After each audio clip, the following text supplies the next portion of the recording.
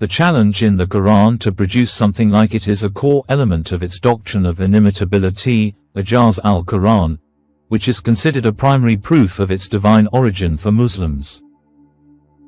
It's not a challenge to a mere poetry contest, but a theological and linguistic claim to its unique, miraculous nature. Here's a breakdown of why this challenge is issued and what it encompasses. 1. The core purpose: to prove divine origin. In 7th century Arabia, the Arabs took immense pride in their language and poetry.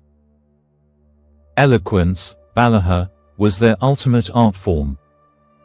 The Quran was revealed in a language of unparalleled literary beauty and power that stunned its first listeners, despite the Prophet Muhammad being known as an unlettered man, al-Ummi, who did not compose poetry. The challenge was God's direct proof to the polytheists who accused the Prophet of being a poet, a soothsayer, or a madman. The underlying argument is, if you claim this is a human creation, then you, with all your mastery of language, should be able to replicate it. Your inability to do so proves it is from God. 2. The escalating nature of the challenge. The challenge appears in several verses, each one escalating in its demand, making it progressively easier for the critics, and yet, it stands unmet. Stage 1. Replicate the entire Quran. Say, if mankind and the jinn gathered to produce the equivalent of this Quran, they could not produce its equivalent, even if they assisted one another. Quran 17:88. This is the broadest and most comprehensive challenge. Stage 2. Produce 10 chapters like it. Or do they say, he invented it? Say, then bring 10 chapters like it, invented by you, and call upon whomever you can besides Allah, if you are truthful.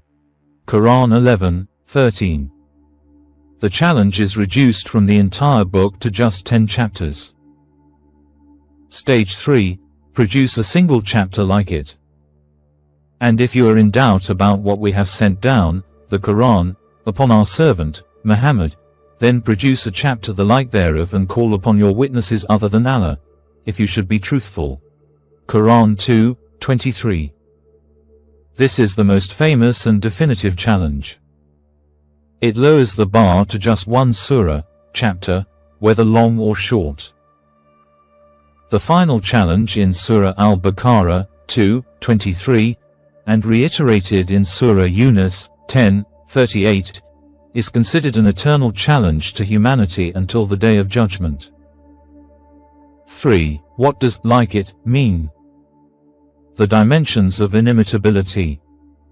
The challenge isn't just to create beautiful Arabic. Muslims believe it is impossible to replicate the Quran because its inimitability lies in a unique combination of factors: linguistic and eloquent inimitability, Ijaz al-Bayani. Its unparalleled use of the Arabic language, its rhythm, grammar, rhetorical devices, and profound meaning, is considered a miracle in itself. Prophetic inimitability, Ijaz al-Nabawi, the Prophet Muhammad, was not a poet or a learned man. The sudden emergence of such a profound text from him, who had never before shown any inclination or talent for literature, is seen as a sign. Legislative and legal inimitability, Ijaz al-Tashri, the Quran introduced a comprehensive, coherent, and just legal and social system that was revolutionary for its time and remains applicable today.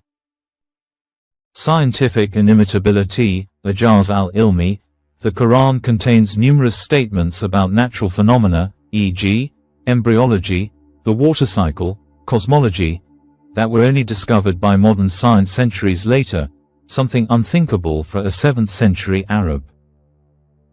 Historical inimitability, it narrates stories of previous prophets and nations with a consistent moral vision, free from the mythological elements found in other traditions, and containing details unknown to contemporary Arabs. 4. A theological, not just a literary, challenge. The ultimate goal of the challenge is to lead people to faith. It forces a choice.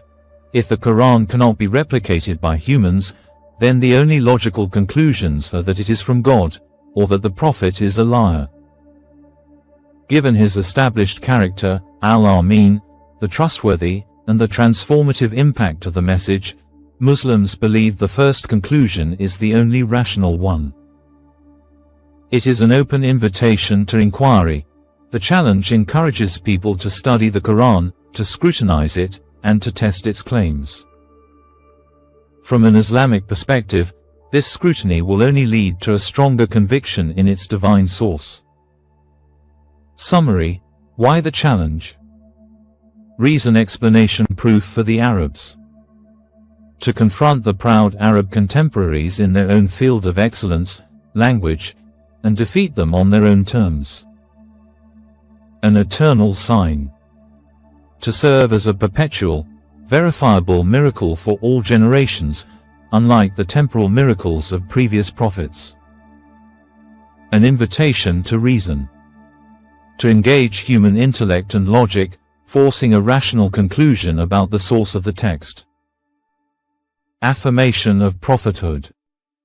To validate that Muhammad was not the author but merely the transmitter of a divine revelation. In the Islamic worldview, the continued existence of the Quran in its original, unchallenged form for over 1,400 years is the living fulfillment of this challenge. The inability of anyone, then or now, to meet it is the ultimate evidence of its divine origin.